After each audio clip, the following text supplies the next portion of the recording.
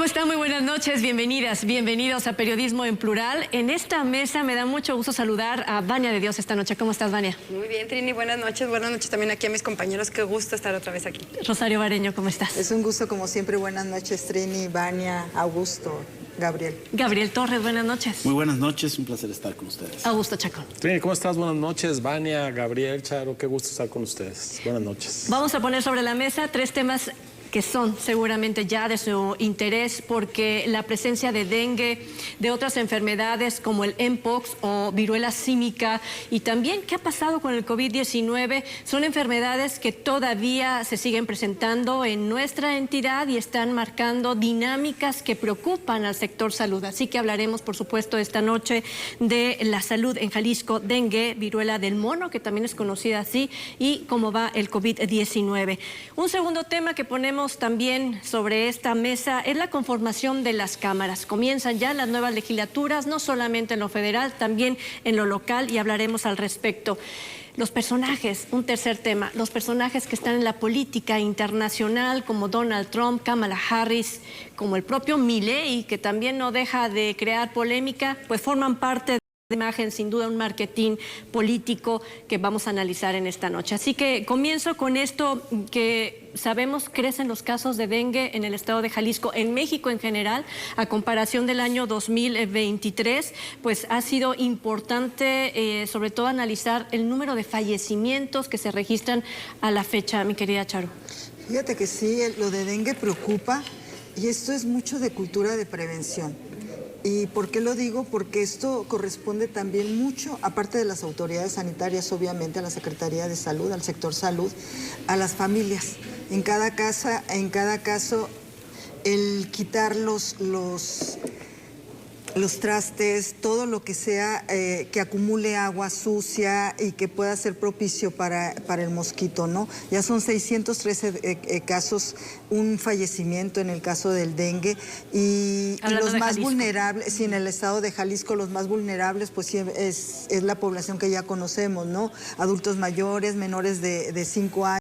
Mujeres embarazadas. Es muy importante que cuando tengan estos síntomas pues recurren a la atención médica. La Secretaría de Salud, y a mí me tocó en lo particular, porque fueron a mi domicilio, han estado yendo casa por casa, preguntando si hay adultos mayores, si hay mujeres embarazadas, cosas que desechar, porque también hay una campaña, hubo una campaña y se está dando regularmente de todas las personas o familias que tengan, pues todas las cosas que tengan que lo que descacharrizar, pueda, sí, ¿no? descacharrizar y tirar muebles, todo eso importa mucho esta campaña y que la gente haga caso, sobre todo eso. Yo le voy y le abono más a la cultura de la prevención, lo de mpox o la viruela del mono, que esta es la segunda alerta que hace la Organización Mundial de la Salud. El año pasado, el 2022 fue la primera,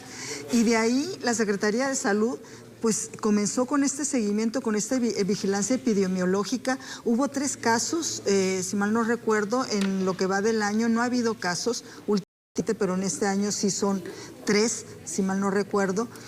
Ningún fallecimiento, afortunadamente. A nivel nacional sí. Pero esto, lo que estábamos comentando previo a la entrada del programa y lo que tú comentas también, es de tener mucha atención en el cuidado de nosotros, porque como dijiste, ¿no? El COVID ya está. El COVID, desde que empezó la pandemia en el 2020, en marzo, aquí en Jalisco, pues hemos tenido una serie de casos. Bajamos las medidas en el cubrebocas, en el gel, una serie de medidas que nos pusieron, pero hay gente que no la cree, que cree que como la influenza, simplemente. Pues nosotros ya tenemos, aquí en Jalisco y a nivel nacional hay una campaña de cada año vacunarte contra la influenza. Mira, dices algo bien importante, Charo, y quiero sí, claro, pasarles justo de esto que tú mencionas. Es que la gente no se la cree, aun cuando la autoridad está indicando, haciendo Sí, una serie definitivamente. dando datos cada semana epidemiológica, que es como lo están revisando, dengue grave, dengue que está con signos de alarma Clásico y y los el que no son hemorrágico. y los que no son graves, ¿no? De esta forma, aún así cuando la autoridad y cuando los medios de comunicación hablamos, por ejemplo, hablando específicamente de dengue, no hay la resonancia que quisiéramos en la sociedad, Gabriel. Sí, no la hay. Y fíjate que, porque cuando decimos casos, por ejemplo, van 215.253 casos probables, y ahorita digo por qué es importante hablar de los casos probables, y los que se han confirmado, que son 41.923. Pero estos son muchos o pocos. Bueno, si consideramos que el año pasado, por estas fechas, había 13.000 confirmados y hoy tenemos 41.923, pues esto nos dice que es un año en donde la gestión, digamos, en términos de la prevención de esta enfermedad, pues ha generado muchos problemas. Ahora, ¿por qué es importante en esta estadística hablar de los casos probables y los confirmados? Porque no todos los que tienen un diagnóstico clínico de dengue llegan a realizarse una prueba para hacer una confirmación total. Entonces, podemos decir que de los casos confirmados hay entre 3 y 4 veces más personas que padecieron la enfermedad, pero que no llegaron al punto de ser diagnosticadas en examen de laboratorio. Sí clínico, incluso pudieron haber recibido medicamento y tratamiento como enfermos de dengue clínicamente diagnosticado, pero sin un examen de laboratorio. Por lo cual, pues sí, ha lugar en la estadística hablar siempre de los casos probables que tienen que ver con un diagnóstico clínico o con haber presentado todos los síntomas del dengue sin haberse realizado una prueba de laboratorio, y aquellos que están confirmados con una prueba de laboratorio, que cada vez también es menos las personas que toman la precaución de hacerse un examen de laboratorio para saber específicamente por qué estuvieron una semana en cama o peor, ¿no? De hecho, hasta el doctor dice, haz esto, posiblemente sea, pero no te preocupes, toma esto. O sea, ni siquiera el médico, en algunos casos que yo he observado que te han llegado, te piden prueba de laboratorio. Y el problema cuando no hay prueba de laboratorio es que cuando vayan al hospital, la enfermedad a lo mejor tuvo una evolución que ya es irreversible, y entonces en el hospital ya no pueden hacer gran cosa por ellos. Hace poco tuvimos una entrevista con los médicos, no sobre el dengue, sino sobre el COVID, y eso es lo que te están diciendo. Cuando llegan, ya llegan en el día 6 o 7 del ciclo de la enfermedad, con todo el daño de todos sus órganos ya inflamados por la infección viral. Y entonces, aunque ya existe un tratamiento paliativo del que, por cierto, el presidente habló y dijo que ya estaba para enfermos graves en el sistema de salud, y es verdad que está para enfermos graves. ¿El medicamento? El Paxlovid de Pfizer, pero bueno, si no está diagnosticado y si no es suministrado al inicio del periodo de la infección, pues a administrarse en la fase final, cuando ya el daño fue realizado a los órganos, pues ya no tiene ningún efecto, digamos, en positivo. Ya no, a lo mejor ya no alcanzan a salvar. Y déjame agregar a tus cifras, ¿no? En el 2023 fueron 13 fallecimientos, 2024 son 128 a nivel nacional. Confirmados, ¿eh? Confirmados, Sí, porque porque siguen tienen en estudio. un segundo. Y de esos, el 42% corresponden a Guerrero, Morelos, Jalisco, Michoacán y Tabasco, en este orden. Aunque hay que decir que Jalisco está en la posición número 14 en cuanto a contagios, aunque está entre los primeros casos con respecto a pérdidas de vida. Y bueno, pues aquí el tema es que la autoridad federal sigue alertando. Incluso hoy en la mañana se dio a conocer que hay una resistencia del mosquito que lo transmite a los insecticidas habituales con las que se fumigaba. O sea, el mosquito ya evolucionó, ya mutó, y hoy es resistente a los pesticidas que estaban utilizando, a los fumigantes que estaban utilizando para pretender controlarlo, y pues eso explica por qué ha sido, digamos, nulo el impacto que ha tenido las fumigaciones respecto a la población total de este tipo de mosquitos. Y si nos ponemos a pensar que en las brigadas la gente no le quiere abrir la puerta justo a los brigadistas porque hay un nivel de inseguridad que obviamente ellos están, o las familias están en alerta y dicen, no, yo no puedo abrir la puerta, ¿no? Sí, además de que los casos, como bien decía, si no le hace el fumigante, ahora imagínate los repelentes, que también eso es preocupante.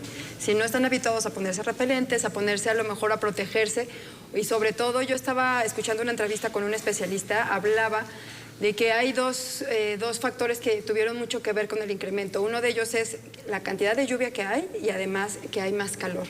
Que estos dos factores terminan incrementando la cantidad de mosquitos que hay. Sí. Y además, recordemos que si hay charcos, corcholatas, lo que sea que haya en su casa, a lo mejor basura, y hay varios de los camellones también donde se ven ahorita con estas lluvias, si hay agua encharcada, rapidísimo van a salir los moscos y no hay manera. Y además, ¿cómo los puedes diferenciar si es un zancudo normal o si es una hembra de dengue la que te va a picar, o para saber?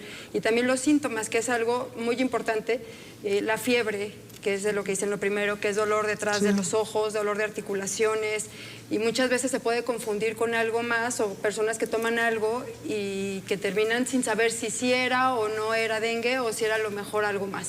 De repente me pongo a pensar en otras enfermedades como el mpox, por ejemplo, que tiene que ver mucho con la movilidad humana.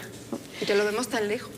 Exactamente, sin embargo ya tenemos casos en Jalisco. Se habla de casi 40 ya en Vallarta, precisamente por el tema de la movilidad de los aeropuertos.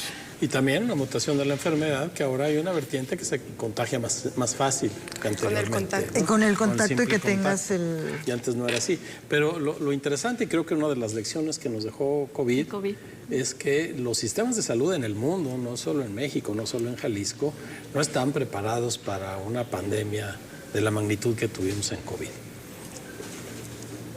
Atienden lo que normalmente le sucede a la población, las enfermedades comunes, iguales con los laboratorios que tienen medicinas para cierto tipo de enfermedades.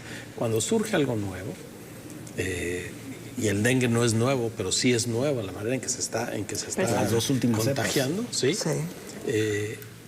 Metemos en crisis a los sistemas de salud y, justo por lo que decías, Trini, lo que comentaba Charo también, nosotros estamos esperando que siempre el gobierno diga, bueno, si algo me pasa, el gobierno me tiene que atender, sin que pongamos de nuestra parte. En el caso del dengue es claro, porque es agua limpia, ¿no? Sí, no necesita ser sucia. El Aedes aegypti, que es el mosquito que lo contagia, prefiere el agua limpia. Y aunque pasen a fumigar nuestras casas, al día siguiente puede pasar el efecto de la fumigación y pueden brotar los moscos otra vez. Es una mancuerna muy estrecha la que tenemos que tener entre sociedad y gobierno para inhibir esto, que a final de cuentas le resulta más económico a las familias, más económico al sistema de salud, más económico al sistema productivo si estamos previniendo.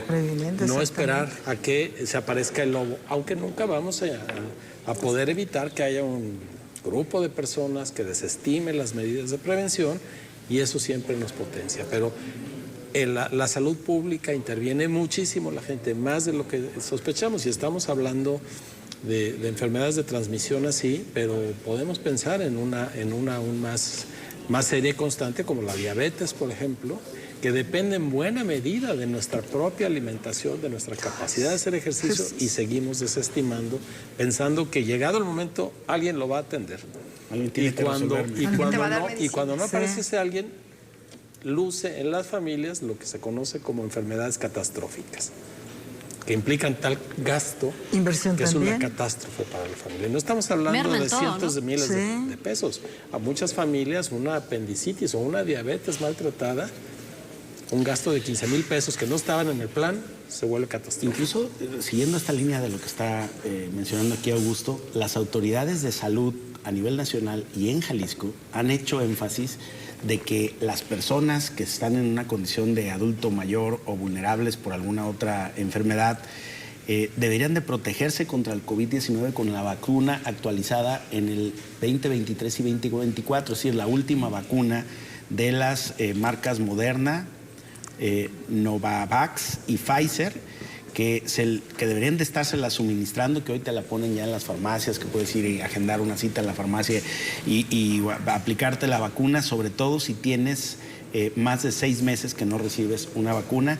La vacuna, dicen las autoridades, está actualizada al 2024-2025 y sería una manera, digamos, de prevenir, una manera de protegerte que acudieras a vacunarte. Dime, Charo. Perdón, una aclaración, es que puse 613 casos, pero estos son solamente de la semana del 18 al 24 de agosto. Sí, no. Y 3.200 es anual en lo que va del año y una defunción por dengue. Dice la Secretaría de Salud, casos no graves, 2.123 casos, casos de alarma, 995 y graves, 104. Así es como lo está dividiendo aproximadamente y son más de 3.000 casos con esto, con la suma que se... Sí, es que toda se la hace. zona metropolitana, Ciudad Guzmán, La Barca también y varias colonias de Tlaquepaque son... ¿De qué estás hablando? ¿COVID o de...? No, dengue. dengue. Sí, dengue, hago la aclaración. El director general de la Organización Mundial de la Salud habla, por ejemplo, del mpox y dice que constituye una emergencia de salud pública de preocupación internacional. En todas estas enfermedades que están impactando en nuestra sociedad, ¿ustedes pueden identificar esa gravedad o esa alarma que nos ponga a la sociedad en una sola dinámica para cuidarnos? Creo que ya, ojalá que ya hayamos escarmentado con lo que pasó de COVID. Como bien decías, ahorita se ve muy lejano porque los principales casos han sido en África, en el Congo y además en zonas cercanas de ahí. La Organización Mundial de la Salud, el brote empezó en el 2022. Ahora ya estamos hablando que en 2 años ya lo tenemos aquí en México y alrededor de 50 casos los que se tienen identificados. Y hace unos días se hablaba de algún posible contagiado que había escapado de un hospital. Y hay que tomar en cuenta que es un tema viral, que esto se puede contagiar de contacto de piel con piel, puede ser de boca con piel, puede ser incluso a lo mejor tocando algunos artículos, ropa o algo que haya estado contaminado, animales, alguien si se está yendo de cacería. O sea, es bastante fácil contagiarse porque es un virus al final del día.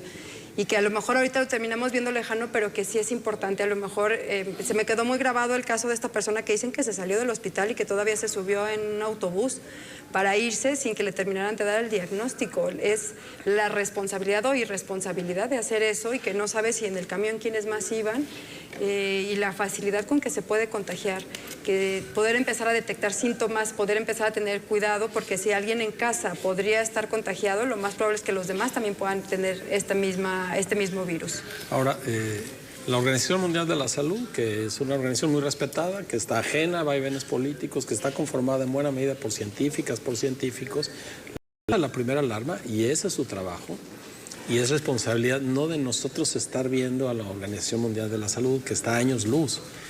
Los gobiernos nacionales y después los gobiernos locales tienen que tomar esa señal y tomar medidas. Ahí sí aliados con la población para prevenir y estar poniendo al día los sistemas de salud. Para eso sirve en cascada, pero si estamos esperando como autoridades que sea la Organización Mundial de la Salud, que su alerta baste, no basta. Por eso debe ser en cascada y llegar al punto en el que sí, los ciudadanos, las ciudadanas, reconozcamos nuestra responsabilidad. Y debería de haber mayor difusión en esto, como ocurrió con el COVID, que fue una pandemia y que todo el mundo estábamos informados de las medidas, todo. Y debería de ser lo mismo, igual como sucede con el dengue, que ya sabemos qué medidas tomar y que la población a veces es renuente. Con el mpox también debería de ser lo mismo. La viruela del mono se siente así como lo dijiste, ¿no, Vania? Algo muy lejano, pero ya lo tenemos aquí y debería de haber mayor información. Eso es lo que debería de hacer la ciudadanía, independientemente que las autoridades sanitarias, en este caso el sector salud, estar informando continuamente y lo está haciendo. Sí. No descarto, no lo niego porque sí lo está haciendo en cuanto a la información, pero debe de haber mayor penetración en la ciudadanía. 413 casos sospechosos en Jalisco nada más, de los cuales solo 3 están confirmados por laboratorio, 100%. De la viruela. Sí, de la viruela del mono. Sí, hay que... 413. Sí. Bueno, pues ahí están los factores en términos de salud que obviamente también pedimos a la población que nos informemos todos y todas cada vez más, porque como lo dice Augusto en otro momento, a lo mejor podemos estar esperando que la autoridad haga lo propio, pero si nosotros o nosotras no nos cuidamos desde nuestro hogar, sobre todo hablando de dengue, que es lo que más está preocupando en este momento por la forma en cómo de manera exponencial se multiplicó en el estado de Jalisco, en México en general, pero Jalisco forma parte de la lista en los primeros lugares, pues entonces la invitación es a que abramos previa información la puerta a los brigadistas para que puedan ayudarnos a limpiar nuestras viviendas. Tenemos que hacer una breve pausa. Cuando regresemos hablaremos de las legislaturas que están comenzando ya actividades tanto en lo federal como en lo local. Al volver.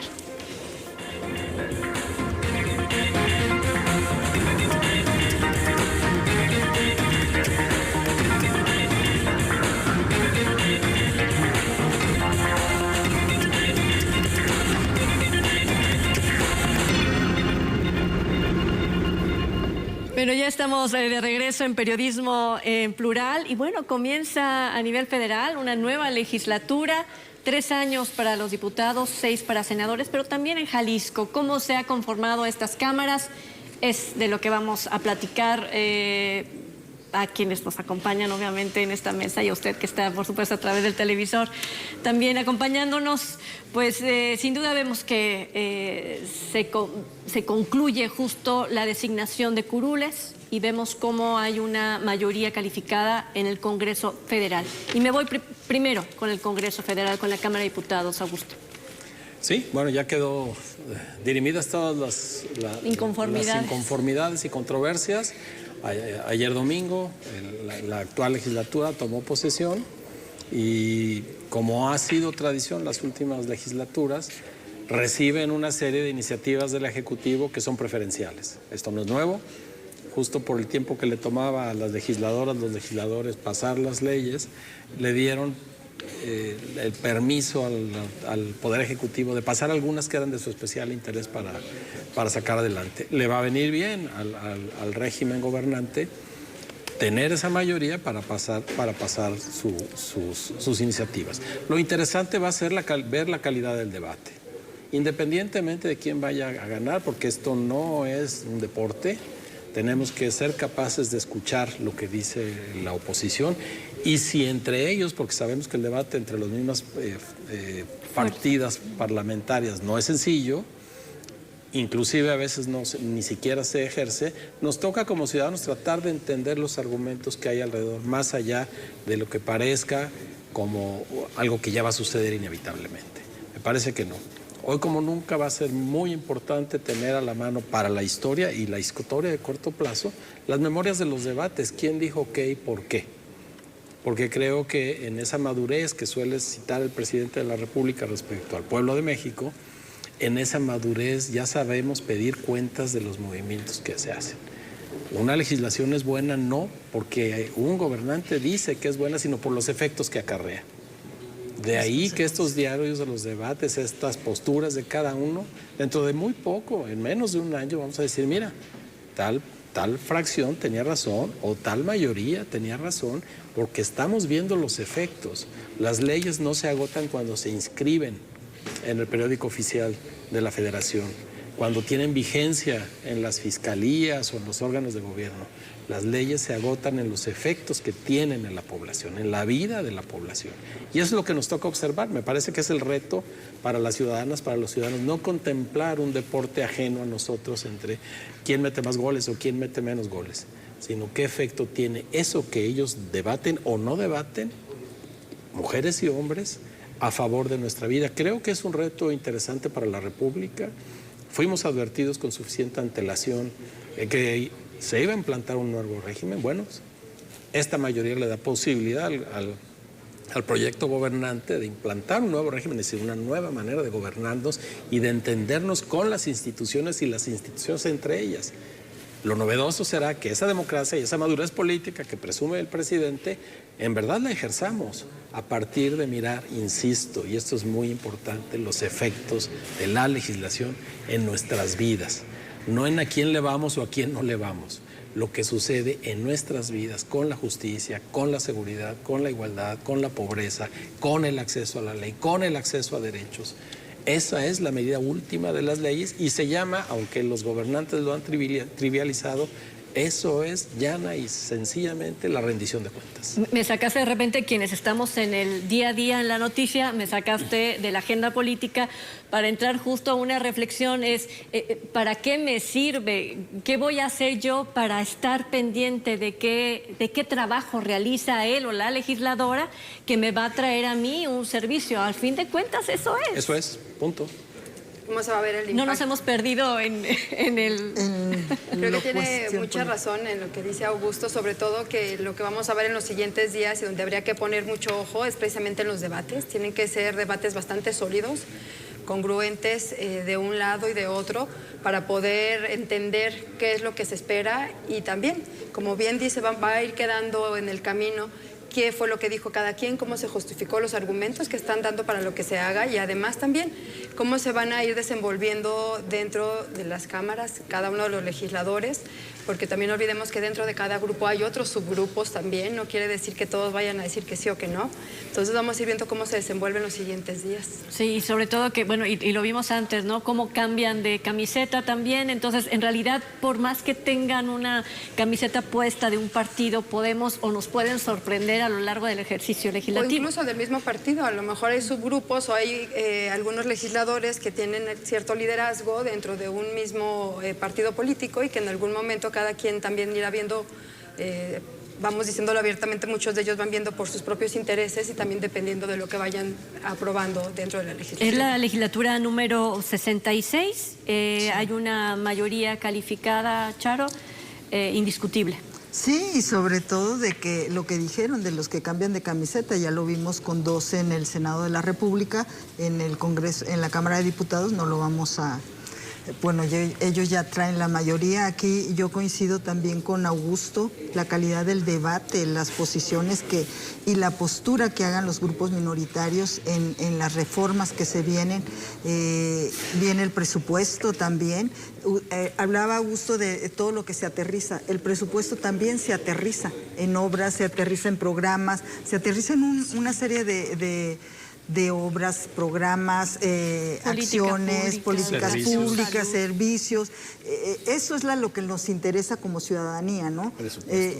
Sí, el presupuesto, efectivamente. Por eso. ¿Sabes qué? Ver cuánto asignará el gobierno federal a las entidades federativas, ¿no? Exactamente, esa es una, las participaciones federales, lo que se habla también. Por ejemplo, ¿a qué nos interesa en Jalisco? En este caso, la Universidad de Guadalajara, que tiene una partida por parte de recursos federales, el gobierno del estado obviamente, de ahí se dan una serie de acciones y eso es lo que nos interesa en cuanto a la mayoría calificada que ya la tiene, pero aquí es importante la posición de la oposición. ¿Qué tanto van a hacer? La oposición oposición de la oposición. Jugaste ahí algo muy interesante, ¿no? La oposición, las posiciones de la oposición, en este caso del partido gobernante y de sus aliados, porque la gente eso es lo que espera. ¿Qué es lo que va a pasar? Sobre todo con las reformas que vienen, que ya está en el ánimo de la gente, ya lo hemos visto, cómo se han dado en estas últimas semanas y cómo que ha creado polémica, interés, o sea, la gente que ni le interesaba el tema ya se interesó, ya está pendiente de lo que está pasando, pero coincido, vuelvo a repetir, el debate que tengan en la Cámara de Diputados, en la Cámara de Senadores. Sabemos que hay diputados y senadores y senadoras y diputadas que unos no tienen experiencia, otros van por la segunda, otros hasta por la tercera en diferentes etapas, periodos. ¿A quién no le quitarías el ojo, por ejemplo, en la Cámara Federal? Fernández Noroña como presidente de la mesa directiva. ¿En el Senado? Ifigenia va a ser en el Senado, en la Cámara de Senados, del Senado. A Ifigenia, que va a ser la presidenta de la mesa directiva de la Cámara de Diputados. El papel que van a jugar los diputados de Jalisco, los diputados federales de Jalisco, porque hay unos que ya pintaron color. El Partido de Acción Nacional, ellos se quieren reivindicar si se pudiera decir esa palabra, ante la ciudadanía, ante la gente que votó por ellos. Sobre todo quieren manejarse con un perfil así puro, casi, de que no van a doblarse. Ese va a ser un papel importante. En las comisiones se tiene que dar el diálogo y la discusión, más allá que en el pleno, que regularmente es lo que vemos en la televisión, los pequeños cortos de cómo fulano le dijo a mengano tal cosa. Pero yo creo que la carnita de las leyes estará justo en las comisiones, y es que se pasan estas propuestas o iniciativas de manera inmediata, o si hay un diálogo, una discusión que pueda nutrir el conocimiento de la población, Gabriel. Bueno, ante una mayoría calificada en la Cámara Baja, en la Cámara de Diputados, donde además se quedan con 364 legisladores, el 73%, cuando la mayoría calificada eran 333, llegan a 364 diputados federales. Claro, la coalición Morena, Verde, PT, juntos representan eso, que habría que también observar. Yo creo que ahí hay una lectura muy mecánica que no necesariamente puede ser así. Es decir, no todas las coaliciones electorales se transfieren luego en coaliciones de gobierno. Es decir, recordemos cuando Fox fue en campaña con el Partido Verde y luego en el gobierno el Verde ya no iba con él. Ahora, que acá el Verde queda claro que sí, pero no estoy seguro que toda la coalición electoral necesariamente se mantenga como coalición de gobierno. Pero si fuera así, serían 364 legisladores federales, lo que ese bloque opositor, digamos, de ese bloque gobernante, perdón, tendría en la Cámara de Diputados. Y en el Senado tienen 83 senadores de los 86 votos necesarios para la mayoría calificada. Hoy se habla en la prensa de que dos ya hubieran hecho un acuerdo, les faltaría uno más para llegar a los 86, que es la mayoría calificada. Digamos, formal y legalmente no tiene una mayoría calificada, la coalición gobernante no tiene una mayoría calificada en el Senado, en una de las dos cámaras. Sí. Bueno, pues es probable que sí lo logren o no. Ahora, interesante va a ser observar, digamos, ya en el gobierno, si el legislativo federal, compuesto por dos cámaras, será una oficialidad de partes en las iniciativas que mande la titular del Ejecutivo Federal, o si realmente habrá debate dentro del Congreso respecto de esas iniciativas. Porque si se diera ese debate aún con una coalición gobernante amplia, si el debate ocurriese y si, digamos, la negociación política fuera necesaria previa a la aprobación de una reforma y no como una simple oficialidad de partes, pues yo pensaría que el Congreso mantiene cuando menos el espíritu esencial de una Asamblea Legislativa Nacional, que es la deliberación, la discusión, el debate previo a la aprobación. Mayorías siempre hay, en todos los países se forman mayorías, algunas producto de la elección, algunas producto de la negociación, como ha ocurrido en España, ¿no?, donde se forma gobierno a partir de una negociación política. Lo que uno esperaría es que más allá de los resultados electorales y lo que estos resultados dieron en la integración de la representación nacional, el debate en el Congreso no esté clausurado. Es decir, que se puedan discutir las cosas, que se puedan ventilar, que se pueda disentir y que no necesariamente sea una oficialía de partes, como lo fue en el pasado del régimen hegemónico del partido en la era, digamos, autoritaria del PRI, donde cualquier iniciativa enviada por el presidente no recibe mayor trámite que el de la ley, sin ninguna discusión, y no le cambiaba ni una coma antes de aprobarse. Yo creo que si el proceder legislativo fuera ese, pues el mensaje no podría ser calificado positivo, más allá de los números, de las mayorías o las minorías. ¿Y si me voy a lo local? Pues en lo local, yo creo que tenemos... en lo local yo creo que tenemos muchas muestras de eso, porque la legislatura que termina no fue otra cosa sino una oficialidad de partes del Poder Ejecutivo, por ejemplo. Pero a ver, estamos hablando, en términos generales estamos hablando de política. Y la política la ejercen seres humanos. Es decir, la política no está ajena de ignorancias, de egos crecidos, de animadversiones personales, incluso de desencuentro de proyectos, como nos sucede a cualquiera, porque todos de una forma u otra hacemos política. Esos son los políticos. Y de ahí nos pasamos a las dos vertientes que tiene el ejercicio de la política. La realpolitik, que es un poco lo que nos acaba de contar Gabriel, cuántos números, qué hago, para dónde va, quién manda, si es en comisiones o es en la Junta de Coordinación Política o es en lo oscurito, porque también sucede que se acuerde todo lo que va a tener efecto en nuestras vidas. Pero a lo que nos invita este trance en el que estamos y que nos invita el recuerdo de lo que fue la transición a la democracia es que la mirada de las ciudadanas y los ciudadanos sí les pesa. A estos políticos, seres humanos, sí les pesa cuando la mirada les cae intensa. Por eso logramos la transición a la democracia que logramos. No fue una concesión de los políticos, fue en la intervención de los ciudadanos. Así la invitación a que nos hace este punto en el que estamos, a ver, cambiemos un poco los conceptos. Decimos chapulines, sí, ya se cambió de acá y se cambió de para allá. O decimos oposición, que en automático en el imaginario de todos queda como menos. Tú eres opositor, eres menos porque el que manda es otro. Pensemos distinto, hablemos del mérito de la propuesta. Quizá estos políticos, estas políticas, seres humanos, pueden, aunque hayan llegado por un partido, apreciar el mérito de una propuesta de otro y decir, compadre, esa propuesta, como Trini que se quiere ir a locales, yo la voto a favor, ¿no?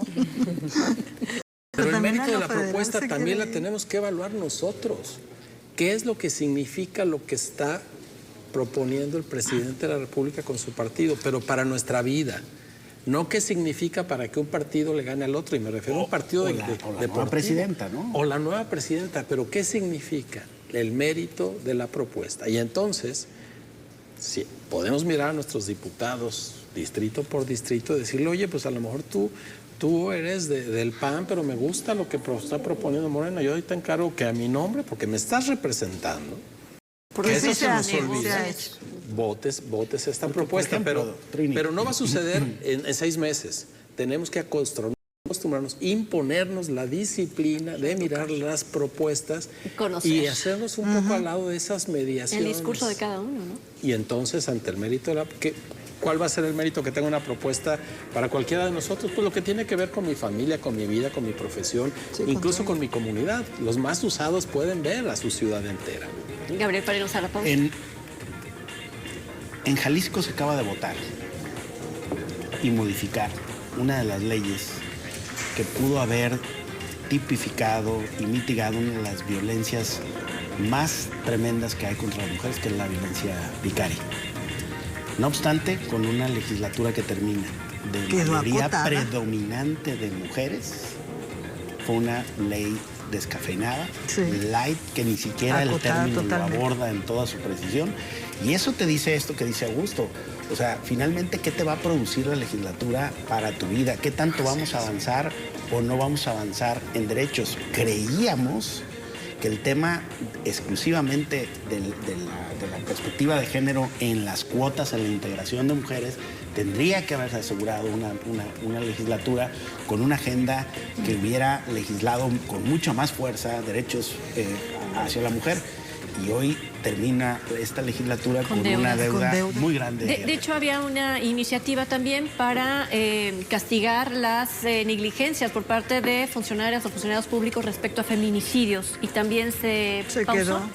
Que tiene que ver exactamente con lo que acaba de decir Augusto. Si esa era una iniciativa que era a favor de las mujeres, independientemente si la propuso el color hubiera sido, independientemente del partido que hubiera sido. Con una legislatura de predominante. Claro, si estás hablando de mujeres, independientemente del partido que fuera, era algo que sumaba y que iba a generar un bienestar para las mujeres, o que iba a, por lo menos, a disminuir cierta deuda que se tiene con las mujeres, y que quedó corto porque no se termina quedándose en una parte más superficial en cuestiones de política o en cuestiones de políticos, y no viendo el porqué del beneficio que se iba a tener. A fin de cuentas, como en el segmento anterior, es una pandemia de política de la que nos hace daño, y nos toca a nosotros ser preventivos de esa pandemia. Pero quedaron a deber. O sea, la legislatura actual y sobre todo las diputadas quedaron a deber.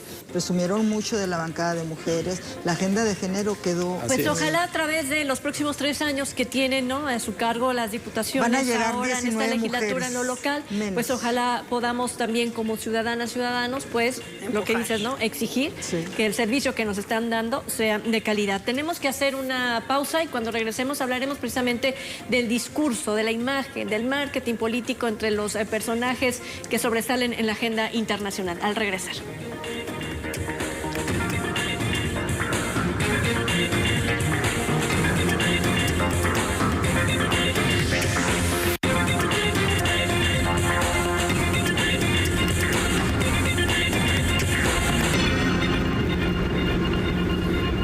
Bueno, ¿y qué dicen estos personajes con su forma de hablar, con su discurso, con lo que va más allá de las palabras? Vamos a hablar precisamente en este espacio sobre la imagen y el marketing político. ¿De qué? De personajes que están en la agenda como Donald Trump, Kamala Harris, sin duda Milei,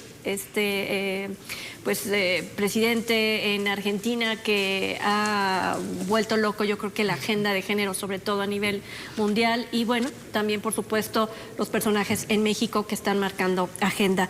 Desde una primera sacada, ¿no? Mi querida, un primer saque, mi querida Vania. Bueno, habíamos hablado hace poco también de lo que pasó con el atentado de Trump. Creo que queda bastante claro que el tipo de campaña que están haciendo en Estados Unidos es una campaña de contraste. Kamala Harris lo que está buscando es hacer un contraste total de lo que simboliza, lo que significa, lo que ha venido siendo Donald Trump. Donald Trump es un personaje estridente, es un hombre de choque, es alguien muy confrontante, confronta mucho, es un viejo lobo de mar, ya lo habíamos dicho, sabe comunicar bastante bien, es alguien que se mueve, que tiene un liderazgo ya muy trabajado.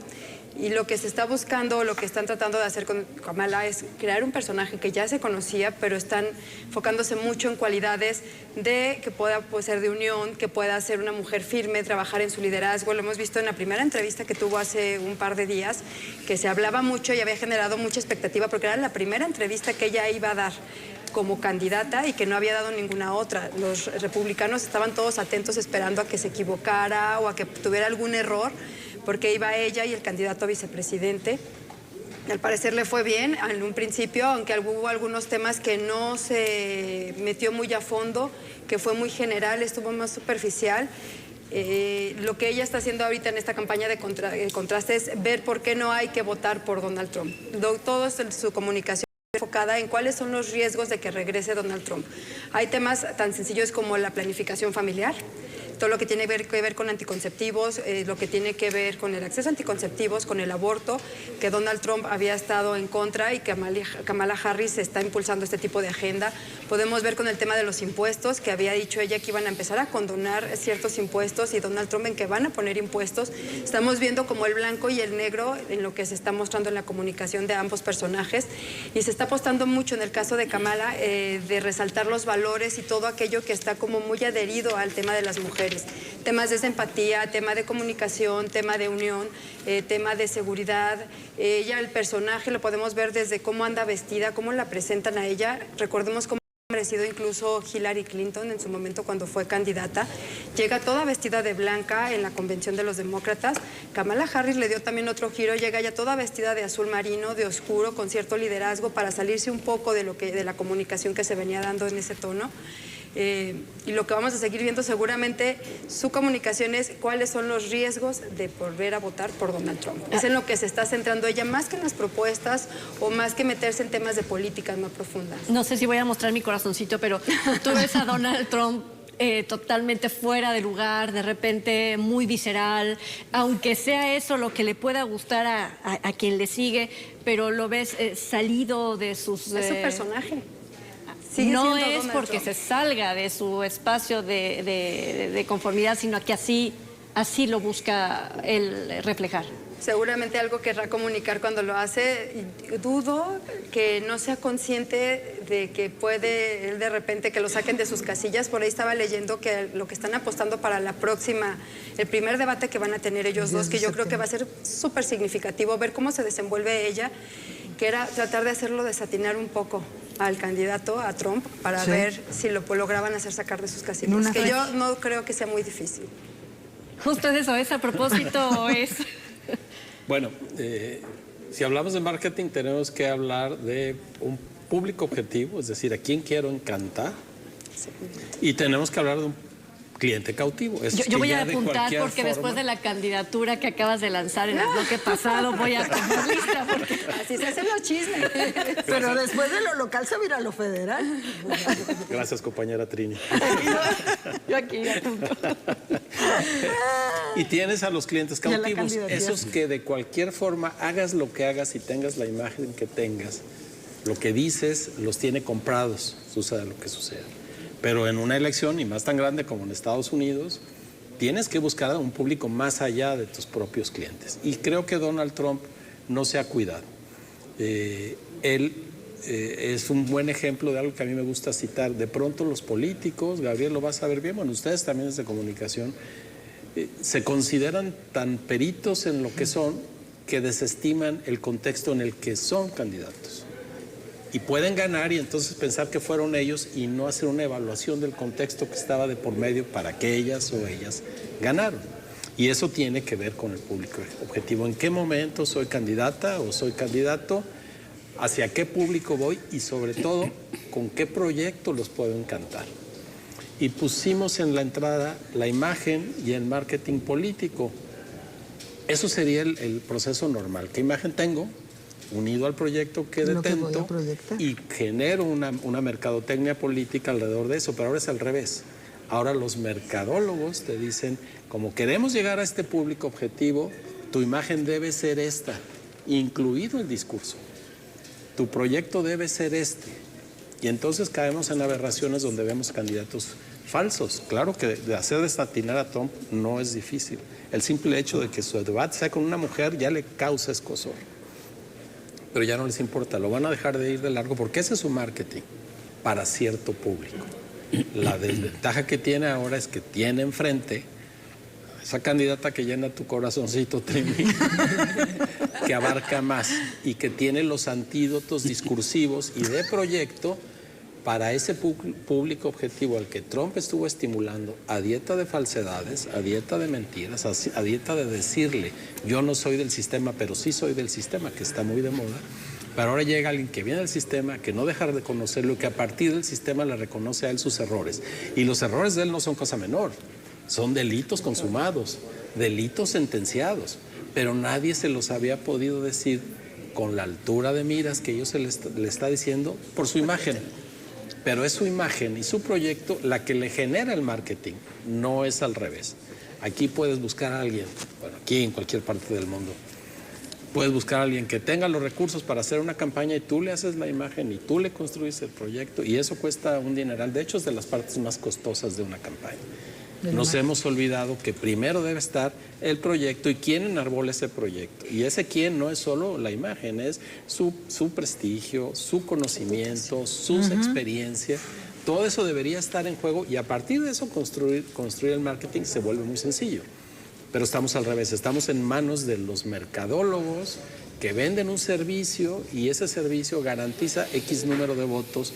¿Por qué? Porque consideran que van a llegar al público objetivo de manera simple y que esa imagen ya tiene clientes cautivos. Tú me decías que mi corazoncito, perdón que te interrumpa, pero aquí en la mesa de Plural hay una apuesta y de todos los integrantes que han pasado por esta apuesta, solamente Guillermo Velasco está a favor de que va a ganar Donald Trump. A ver, pues apúntame a mí. ¿Tú también, A mí también. Yo ¿Tú por no quién? quiero que ganara Trump por obvias razones, por toda la agresión verbal que tiene contra los hispanos, pero yo sí creo que el personaje fuerte hoy de las elecciones en Estados Unidos, hablando en términos de comunicación, es el personaje de Donald Trump y que el otro está en construcción.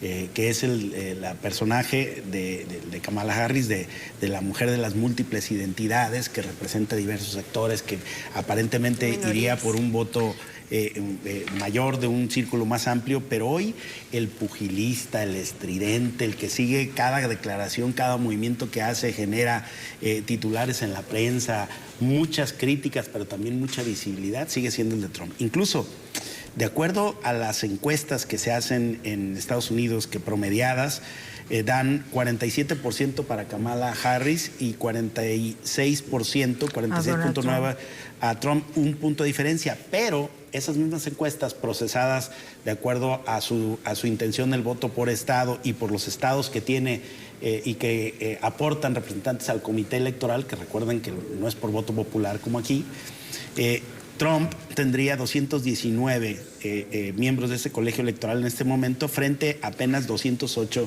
de Kamala Harris. Yo lo que estoy viendo es la misma estrategia de su competencia contra Hillary Clinton, donde Hillary saca en promedio 1 millón de votos más en términos brutos que Trump, Pero Trump saca los votos necesarios en el colegio electoral para que lo elijan presidente de Estados Unidos.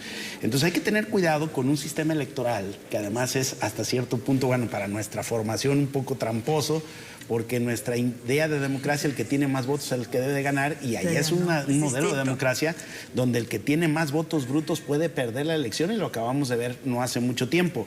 De forma que el viejo lobo de mar, que es este señor, bueno, él está trabajando en el tablero del colegio electoral, no del voto popular. Entonces, y ahí está muy centrado, y ahí, aunque las ventajas le dan, las encuestas le dan ventaja a Kamala en voto popular, en ninguna encuesta todavía ha salido publicado que Kamala Harris tendría una mayoría. Pero está convenciendo significativa. a los estados bisagras, ¿no? Pues, Kamala Harris. Un punto de diferencia entre uno y otro, con un margen de error en encuestas de 5, no me parece que nos dé como para decir. Si lo ponderamos está... contra el tiempo que ella tiene en campaña, es altísimo. Bueno, es altísimo. Sí. Y yo lo creo que recuperó de manera La clave de ser esto que inmediata. dijo Vania, el debate. Porque en ese debate ella tiene que terminar de definir cuál es la personalidad, ¿no? Es decir, frente al pugilista, al Es decisiva el porque resultado. además Va a ser el 10 de y esos septiembre. personajes no necesariamente pierden elecciones. Claro. Recordemos el caso en Brasil de Bolsonaro, el reciente de Milei con la motosierra, no me digan, en Argentina, y fue un exitazo. Entonces, la estridencia tiene su momento a nivel mundial. Y justo Milei es el ejemplo, bien lo No, y citas. además la propuesta del debate que va a ser, que la está haciendo Donald Trump en ABC, la cadena de televisión, lo está poniendo ya con condiciones acordes a Donald Trump, y pues está esperando la respuesta de Kamala Harris, obviamente. Yo pienso que va a ser el 10 de septiembre, no voy a dar señales, pero es como una banderita, ¿sí? Alguien cumple años. Alguien cumple años, el 10 de septiembre, ese día va a ser el debate, y coincido con No te dijimos Gabriel. que ese es tu regalo, ¿verdad? Ajá, ir a ver el debate. Ojalá. Si quieren nos reunimos y ahí No hay hacemos. problema, es un día después de plural. Ahora, la relevancia de lo que va a suceder en Estados Unidos tiene que ver con lo que dice Gabriel.